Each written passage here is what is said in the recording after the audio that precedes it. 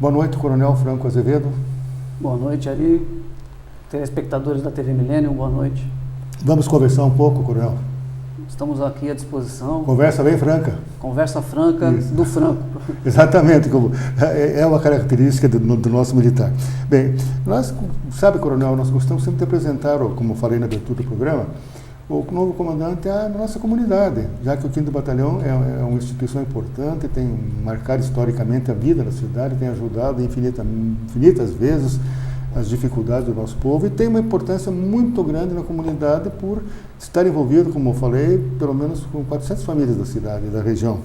Então nós queremos conhecer um pouquinho de sua personalidade, as suas características, a sua história de vida. Uhum. Você sabe, né, Coronel, que numa cidade pequena todo mundo gosta de saber um pouquinho da vida do outro, né? Tá certo. Não é bem a fofoca, mas você gosta de saber quem é aquele, filho de quem, como é que é, veio da onde e tal. Tá. Então vamos falar um pouquinho aí sobre a sua história, os traços biográficos da sua carreira, onde você nascido aonde, a sua formação e assim um histórico resumidão. Então a palavra agora, guardadas devidas diferenças, vou passar o comando da conversa para o Coronel aí. Tá, como eu disse, é uma honra para mim estar aqui no seu programa, Conversa Franca.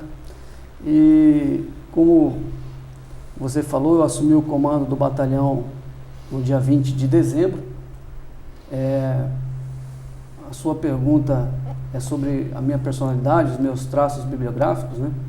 Eu sou de 70, da década de 70, sou nascido em 70. Fiz a Academia Militar das Agulhas Negras a partir de 1988, concluí meu aspirantado em 1991.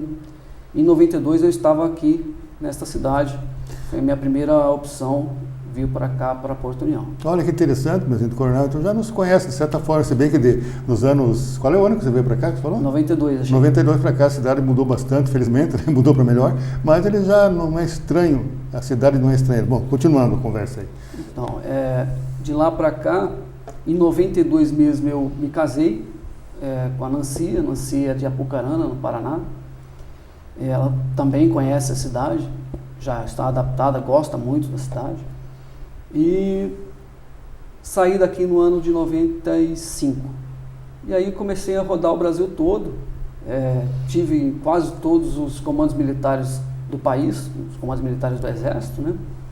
E tive a grata satisfação em servir em vários locais do país e de fora também. Tive em 2 missões do exterior, uma em Angola e outra no Haiti, também que fazem parte aí da minha experiência profissional. Ainda em relação à experiência profissional, eu tive a oportunidade de ser instrutor na Escola de Sargento das Armas, que é onde formam os nossos sargentos, uma parte dos nossos sargentos. Tive a satisfação também de ser instrutor na Escola de Comando Estado-Maior do Exército, que foi a escola onde formou o Coronel Edilson, que eu fui inclusive instrutor dele aqui, do antigo comandante. E ao longo desse tempo aí, tive a oportunidade também de me especializar em cursos civis e militares. Em relação a cursos civis, o que eu posso destacar, além de 2 mestrados que eu fiz na área de operações militares e ciências militares, também fiz um doutorado em administração recentemente na Fundação Getúlio Vargas. Olha aí, minha gente, estou vendo, nós temos aí um novo comandante, realmente à altura, né, de uma cidade universitária. E isso é muito interessante para nós e para ele também, porque existe uma identificação cultural, uma identificação intelectual, uma identificação de preparo para comandar o batalhão. Você falou na esposa, você tem filhos? Eu tenho um filho, é o Rafael, ele nasceu em Cuiabá. Essa vida de itinerante nossa nos faz assim, né? A esposa de Apucarana, o pai, eu paulista, ele cuiabano, e ele tem 15 anos hoje. Vai estudar aqui, já está matriculado aí no São José, deve conhecer, mas começar a fazer os amiguinhos agora. Que bom. Então sejam, em nome da nossa cidade, né? Seja bem-vindo a Porto União, União do Vitória. Tenho certeza que tanto você como a sua família vão gostar muito daqui, pelo menos tem sido sempre assim. Muito obrigado. Eu tenho certeza que as pessoas que estão por aqui sabem que vai ser recíproco essa convivência. Mas que bom. Coronel, a opção pela carreira militar. Você, por exemplo, nasceu em São Paulo. Em São Paulo podia ter optado por qualquer profissão, especialmente numa cidade que tem todos os cursos e todas as possibilidades, né? Por que a opção pela carreira militar? O que te motivou? Essa pergunta ela tem sido recorrente também a mim, e para explicar isso, eu normalmente uso a seguinte colocação, né? Eu sempre fui um jovem idealista. O meu pai, ele era de família pobre e não fez curso superior, mas chegou a diretor de banco exterior, inclusive, foi diretor de banco estrangeiro. Para ele chegar onde chegou foi fruto de muito trabalho. Então eu aprendi muito com o meu pai e eu via o sofrimento que era trabalhar para uma empresa e não tinha horário e sempre muito complicado, e eu pensei o seguinte: eu não me vejo trabalhando com uma empresa, mas eu me vejo feliz trabalhando para a pátria. Então o jovem idealista optou por uma profissão que não tinha ninguém na família que era militar. Eu sou o primeiro e agora já tem outros, mas eu acho que iniciei essa vida na carreira militar.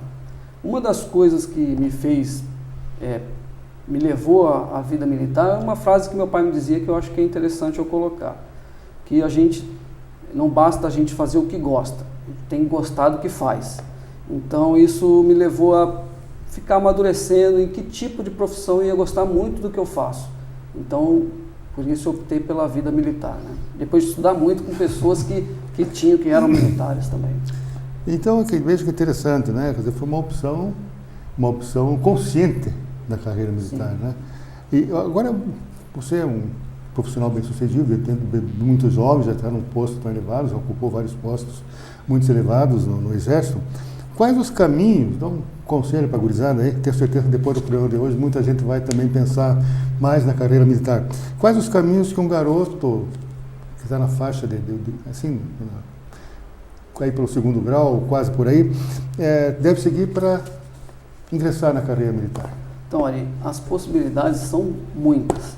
Hoje as possibilidades são muitas, as portas estão abertas, existem várias possibilidades. Eu vou dividir em 2 vertentes. A primeira é, se o jovem quer seguir carreira, e se o jovem pensa em ficar apenas algum tempo dentro do Exército, ou temporário.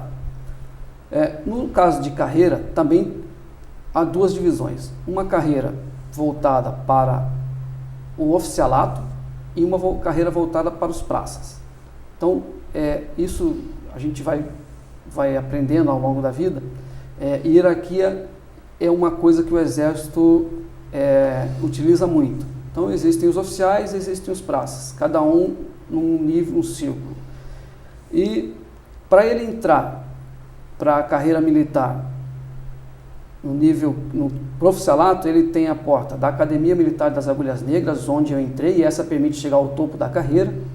Ele pode entrar por uma área especializada em engenharias, fortificação, armamento, comunicações. Aí ele pode entrar por um dos institutos tecnológicos, estou falando em nome do Exército, no caso o IME, Instituto Militar de Engenharia, ou o próprio ITA, ou no caso da Marinha, uma outra possibilidade que é estudar na USP.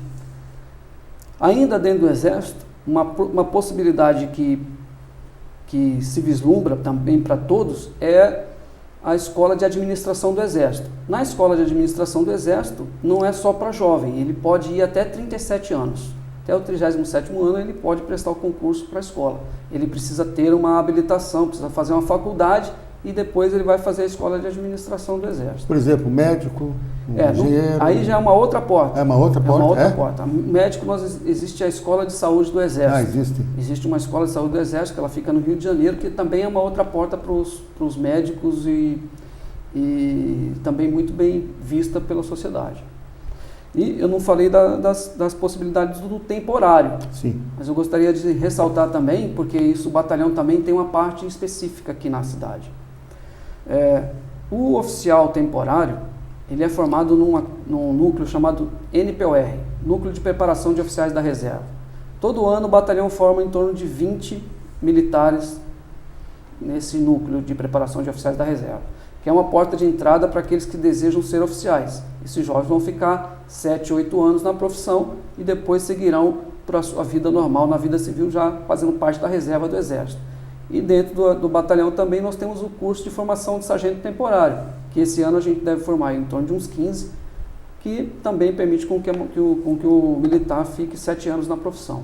Então são realmente muitas portas. São muitas portas. Caminhos. Eu deixei de falar uma série de portas aqui, mas o que eu deixo para o jovem é que existe um site que é o www.eb1000.mil.br. Lá tem a seguinte pergunta: como ingressar? E ali o jovem pode tirar todas as suas dúvidas em relação a essa questão. Bom, meus amigos, estão vendo que interessante, né? Você que é jovem tem essa opção. Coronel Franco Azevedo, vamos fazer um pequeno intervalo, em seguida voltaremos à conversa. Pessoal, vem assunto muito interessante pela frente. Até já.